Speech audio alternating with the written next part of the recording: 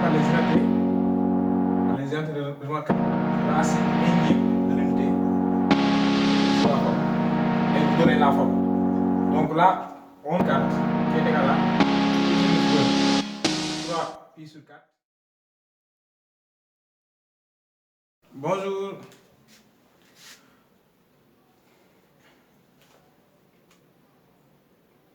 Bonjour et bienvenue dans cette vidéo. Voilà, donc aujourd'hui, j'ai débuté le cours juste après la lecture du jeûne. Voilà, parce que nous sommes dans le mois de Ramadan, donc ça devient un peu difficile pour faire les cours. Voilà, raison pour laquelle j'ai fait cette vidéo à cette heure-là. Voilà, donc cette vidéo, c'est une vidéo que je vais porter sur l'étude des équations avec des nombres complexes, des équations de la racine unième de l'unité. Voilà. Maintenant, je donne cet exemple-là. On veut résoudre dans cette équation z à la puissance 4 plus 7 plus 24 égale à 0. Voilà. Donc, en premier lieu, on demande de résoudre, on demande de développer. En premier lieu, on demande de développer l'expression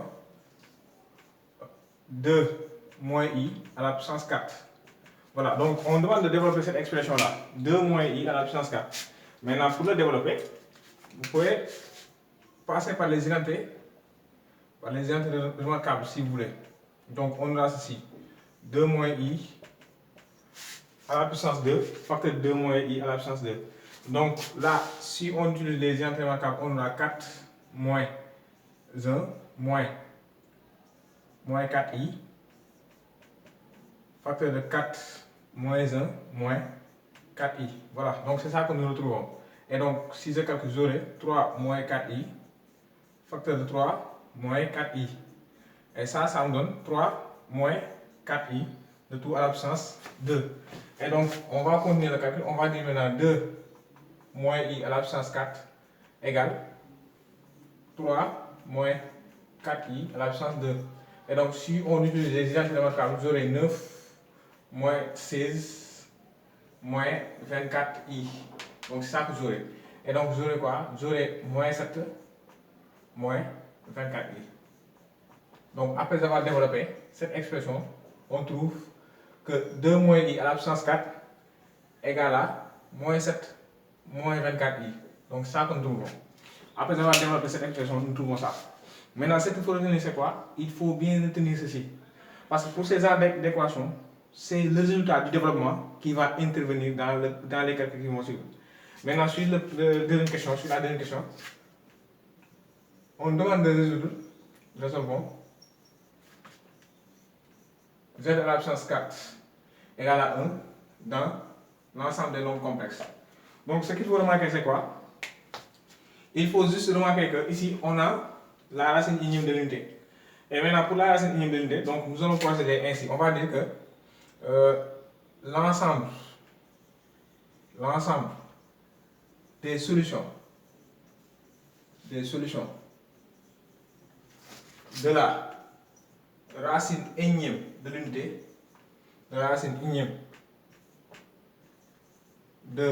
l'unité,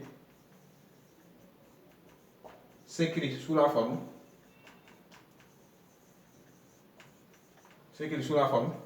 et vous donnez la forme. Donc là, on ne va pas résoudre, mais on donne simplement la forme. Et la forme, c'est quoi? C'est zk qui est égal à exponentielle de i de kpi sur n. Et maintenant, ici, n égale 4, c'est l'exposant. Et maintenant, k, ça appartient à l'intervalle, à l'ensemble 0, 1, 2, 3. Donc, k appartient à l'ensemble 0 jusqu'à n-1. Comme n égale 4, donc k va de 0 jusqu'à 3. Et maintenant, pour chaque valeur de k, on a une solution. Donc, c'est comme ça qu'on résout la racine unième de l'unité. Donc, à chaque fois que vous avez ces genres d'équations, la racine unième de l'unité, c'est quoi? C'est z à la puissance n égale 1. C'est z à la puissance n qui est égal à 1. C'est ça qu'on appelle la racine unième de l'unité. Et maintenant, si vous avez ces genres d'équations, donc il faut écrire que l'ensemble des solutions de la racine unième de l'unité s'écrit sous la forme zk qui est égal à l'exponentielle de i de kp sur n. Avec n, c'est l'exposant, donc n égale 4. Et k, ça prend les valeurs de 0 jusqu'à n-1, donc de 0 jusqu'à 3. Voilà, maintenant on va procéder à la résolution. Donc on va dire, pour k égale 0, pour k égale 0, on aura z0. Z0 sera exponentielle de 0. Et donc exponentielle de 0 égale à 1. Donc z0 égale à 1. Maintenant pour k égale à 1, pour k égale à 1, on aura z1. Z1 maintenant, ce sera exponentielle de i 2pi sur 4. 2pi sur 4. Et exponentielle de i 2pi sur 4, c'est la même chose, exponentielle de i pi sur 2. Exponentielle de i pi sur 2, cela donne quoi? Cela donne que z1 égale à i. Parce que exponentielle de i pi sur 2 égale à i. Et donc dans ce cas, z1 égale à i. Maintenant, après avoir déterminé z1, on va déterminer z2. Donc z2, ce sera exponentielle de i. K égale 2, on aura 4pi sur 4 qui donne exponentielle de i pi. Et ce qui équivaut à dire que maintenant z2 égale à moins 1. Pourquoi? Parce que exponentielle de pi, exponentielle de i pi égale à moins 1. Exponentielle de i pi égale à moins 1. Maintenant, nous allons prendre z3. Pour z3, on aura exponentielle de i 3 pi sur 4 qui est égal à cosinus de 3 pi sur 4 plus i sinus de 3 pi sur 4. Et ça, c'est égal à moins i. Et ça, c'est égal à moins i. Donc, ce qui donne quoi? Ce qui donne que maintenant, z3 égale à moins i. Et voici les solutions de la racine unième de l'unité. Pour n égale à 4, on a z0 égale 1, z1 égale à i, z2 égale à moins 1, et z3 égale à moins i. Et donc, on donne l'ensemble des solutions. On va dire que s égale moins 1, moins i, 1 et i. Voilà. Et on avait dit quoi? On avait dit que la somme des solutions de la racine unième de l'unité égale à 0. Donc il faut vérifier. À chaque fois qu'on donne une équation sous forme de racine unième, il faut vérifier toujours les solutions. Donc si vous vérifiez les solutions, vous verrez bien la somme, ça va donner 0. Parce que 1 plus moins 1, ça me donne 0. I moins i, ça me donne 0. Donc la somme égale à 0. Donc c'est bien vérifié. Donc on a bien le résultat attendu. Maintenant, à partir de ces deux réponses, on demande maintenant de déduire les solutions de E. On demande de déduire les solutions de E. On demande de déduire les solutions de E. 3. Déduisons les solutions de E. E, c'était quoi? C'est les z à la puissance 4 plus 7 plus 24i qui est égal à 0. Comme on a une équation, on va transposer d'abord. Donc si on transpose, on aura z à la puissance 4 égale à moins 7 moins 24i. Donc on a z à la puissance 4 égale à moins 7 moins 24i. Maintenant, ce qu'il faut remarquer c'est quoi? Or, tout à l'heure on avait dit que 2 moins i à la puissance 4 égale à moins 7 moins 24i. C'est ça qu'il faut se rappeler. Donc si je remplace, j'aurai 2 moins i à la puissance 4 égale à z à la puissance 4. Voilà. Donc c'est ça qu'il faut se rappeler. Parce qu'on venait de le calculer. Tout à l'heure, on avait demandé de calculer 2 moins i à la puissance 4. Raison pour laquelle je lui ai dit que le développement, ça va intervenir dans ce qui suit de la résolution.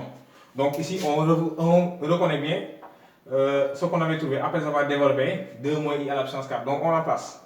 Et là, qu'est-ce qu'il faut faire? Il faut diviser. Donc on va diviser par 2 moins i à la puissance 4. Donc si je divise par 2 moins i à la puissance 4, j'aurai z sur 2 moins i à la puissance 4 égale à 1. Donc c'est ça que j'aurai. Et donc, j'aurai z sur 2 moins i à la puissance 4 égale à 1. Et donc là, qu'est-ce qu'on va faire? On va faire un changement de variable. On pose grand Z égale Z sur 2 moins i. Donc si on pose grand Z égale Z sur 2 moins i, maintenant notre équation là, l'équation E', ça va devenir quoi? Donc on aura quoi? On aura que E' maintenant, ce sera égal à Z, grand Z à la puissance 4 qui est égal à 1. Donc l'équation revient à ça. Donc on aura grand Z à la puissance 4 égale à 1. Donc on retrouve cette équation. Et cette équation c'est quoi? C'est la racine unième de l'unité. on venait de le calculer tout à l'heure. On a les solutions. Donc, comme on a les solutions, on déduit directement les solutions de grand Z. Donc, on va dire, d'après la question 2, on a grand Z1, grand Z0 égale à 1, grand Z1 égale I, grand Z2 égale à moins 1, et grand Z3 égale à moins I. Voilà. Donc on a ces 4 solutions-là. Et ce qu'il faut remarquer, c'est quoi? On avait fait un changement de variable, on va retourner au changement de variable. Donc on va dire que maintenant, grand Z0 égale à Z0 sur 2 moins I, ce qui donne que petit Z0 égale à grand Z0 facteur de 2 moins I, petit Z1 égale à grand Z1 facteur de 2 moins I, petit Z2 égale à grand Z2 facteur de 2 moins I, et petit Z3 égale à grand Z3 facteur de 2 moins I. Et vous remplacez. Si vous remplacez, vous aurez ici 2 moins I, ça ne change pas. Là, vous allez avoir I facteur de 2 moins I. Là, vous allez avoir moins 1 facteur de 2 moins I. Et là, vous allez avoir moins I facteur de 2 moins I. Voilà. Et donc, on va dire que maintenant S égale 2 moins I, 1 plus 2I, ensuite moins 2 plus I, ensuite on aura moins 1, moins 2I. Voilà. Donc c'était tout pour cette vidéo. C'était de manière générale des rappels sur les racines d'unité.